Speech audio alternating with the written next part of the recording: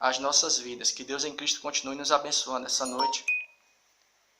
Livro de Atos dos Apóstolos, capítulo 16, do verso 16 até o 26, que diz assim: E aconteceu que, indo nós à oração, nos saiu ao encontro uma jovem que tinha um espírito de adivinhação, a qual, adivinhando, dava grande lucro aos seus senhores. Esta, seguindo a Paulo e a nós, clamava dizendo: Estes homens que nos anunciam o caminho da salvação são servos do Deus Altíssimo. Isto fez ela por muitos dias, mas Paulo, perturbado, voltou-se e disse ao espírito: Em nome de Jesus Cristo te mando, que saia dela. E na mesma hora saiu.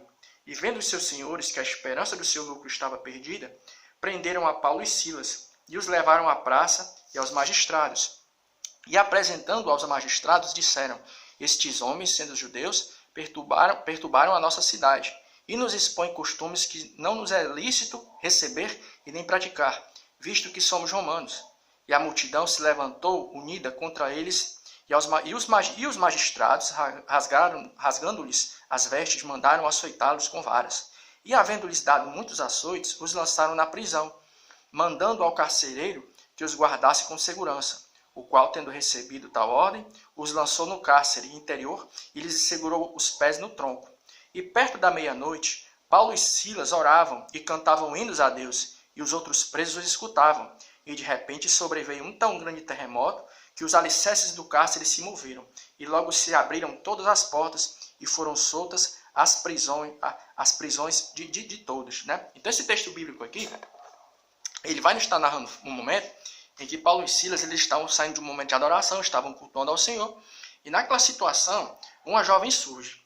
E essa jovem por muitos dias, ela os acompanhava dizendo: eles aí são servos do Deus Altíssimo. Mas as Escrituras nos dizem que Deus ali abre os olhos de Paulo, né, e dá o discernimento a ele, faz ele entender que aquilo ali não era algo oriundo vindo de Deus, mas era um espírito de engano. E as Escrituras nos dizem que Paulo, ele por intermédio de uma palavra ali de autoridade, repreende aquele espírito.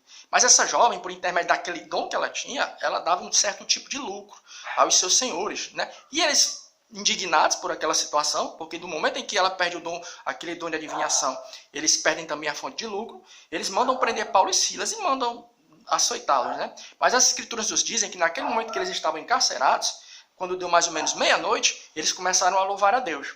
E aquele momento que eles estavam adorando, louvando a Deus, ocorreu um terremoto. Foi algo no mundo espiritual que refletiu no mundo físico. A terra começou a tremer, as cadeias foram abertas, a prisão foi aberta e as prisões se abriram. Né? E a gente queria, segundo as condições nos forem favoráveis, a nossa intenção era de estar trazendo essa reflexão em 2 vezes. Mas dependendo da situação, a gente traz em 3. Né? Mas para começar aqui, o que é que acontece? As Escrituras nos dizem que havia uma jovem com espírito de adivinhação. E o que é um espírito de adivinhação? Não sei se você lembra, mas isso aí já foi até vinculado por algumas emissoras de TV no passado aí, né?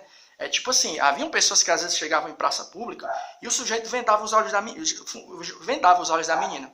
Aí ela ficava de costa para a multidão, aí lá no canto da multidão alguém pegava tipo um documento, uma carteira, uma coisa com um número e alguém dizia: o que é que está escrito nesse documento? Aí ela citava o número, o nome da pessoa, e alguém ficava dizendo: não, isso é truque. Não é truque.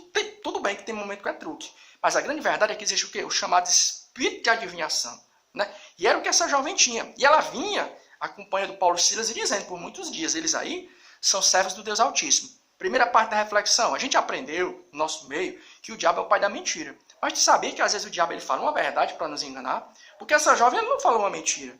Realmente ela estava com um espírito de engano, mas ela falava a verdade. Ela dizia: eles aí são servos do Deus Altíssimo. E é bacana porque Paulo e Silas eles podiam ter ficado inchados. Vixe, tá tipo bajulando a gente. Olha, nós somos servos do Deus Altíssimo. Muito pelo contrário. Deus deu discernimento a Paulo ali, fez ele entender que era o espírito do engano. A primeira epístola de João, olha aí, ó, o diabo ele pode falar a verdade para enganar.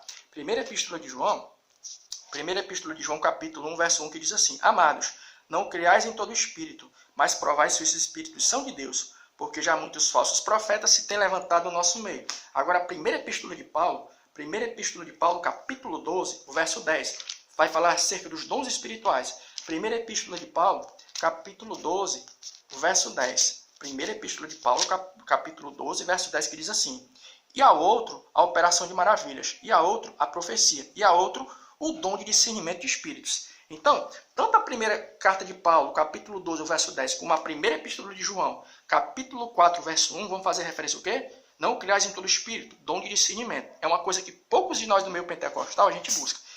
A gente no meio pentecostal busca muito dom de profetizar, dom de falar em mistério, de línguas estranhas, mas um dom que poucos de nós procuram é o dom de discernimento. Se Paulo aqui neste momento ele não tivesse tido dom de discernimento, e ele fosse uma pessoa que não tivesse espiritualidade, né, ele talvez até tivesse sentido assim lisonjeado. Né? Vixe, está me elogiando, mas muito pelo contrário. Paulo entendeu que aquele elogio não era algo que partia de uma fonte fidedigna, mas era um espírito de engano. E as escrituras nos dizem que quando Paulo repreende aquele espírito de engano, o espírito sai, o espírito de adivinhação. E como aquele dom que ela tinha dava lucro aos seus senhores, foi o que aconteceu, eles ficaram injuriados. Rapaz, acabou com a nossa fonte de lucro, manda dar como diz no linguagem cearense, manda dar uma pena nesses dois.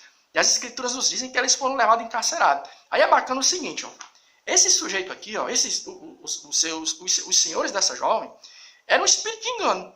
O que é para eles terem feito? Poxa, cara, o espírito de engano saiu dela. Oh, olha para ter glorificado a Deus. Foi uma libertação. Mas eles ficaram injuriados por quê? Porque ela dava um retorno com aquele dom. E às vezes nós somos assim. Olha, pega aqui o fio da meada para tu ver como é interessante essa reflexão.